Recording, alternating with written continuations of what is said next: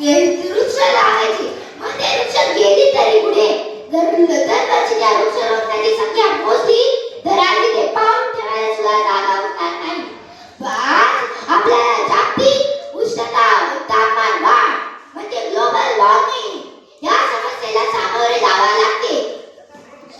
सूर्य पृथ्वीकडे 100% उष्णता देतो. त्यामध्ये 30